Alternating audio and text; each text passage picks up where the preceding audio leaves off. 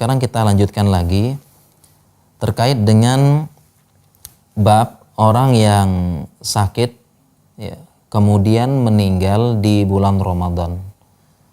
Nah, tentu dia memiliki hutang puasa. Jadi ada orang sakit ya, memasuki Ramadan, karena sakit dia tidak mampu berpuasa Ramadan. Qadarullah ya, di tengah Ramadan dia sakit. Tentunya dia tidak sempat berpuasa, bahkan tidak sempat qada.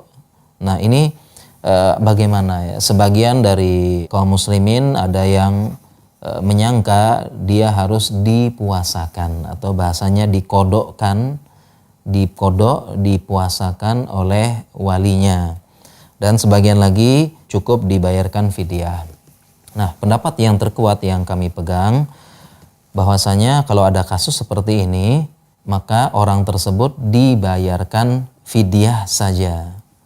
Jadi dia cukup dibayarkan fidyah, tidak dipuasakan. Kenapa?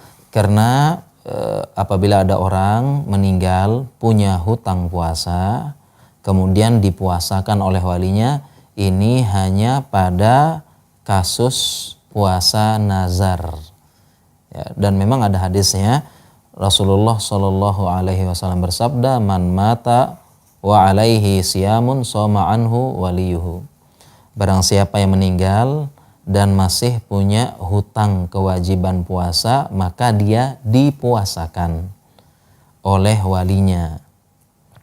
Tetapi ini dari pendapat penjelasan dari Ibnu Abbas, maksud dari hadis ini adalah puasa hutang nazar, bukan puasa Ramadan. Ya, dan ini adalah kemudahan dari Allah Subhanahu wa taala. Ya, ini merupakan semacam taisir ya, kemudahan. Jadi sekali lagi, yang namanya dipuasakan ya, dibayarkan ya, dikodokkan itu untuk puasa nazar. Adapun puasa Ramadan tidak. Nah, terkait dengan hal ini ada rincian ya. Ada rincian terkait puasa bagi orang yang sakit kemudian meninggal di bulan Ramadan. Ada 3 rincian. Yang pertama ya, apabila dia sakit ya, kemudian meninggal di tengah bulan Ramadan. Misalnya dia sakit tanggal 1 Ramadan ya, tentu nggak bisa puasa. Kemudian qadarullah tanggal 5 Ramadan meninggal. Berarti punya hutang puasa sekitar 5 hari. Nah, ini tidak perlu dibayarkan fidyah. Jadi ini tidak perlu dibayarkan fidyah ya, karena qadarullah memang sudah demikian ya.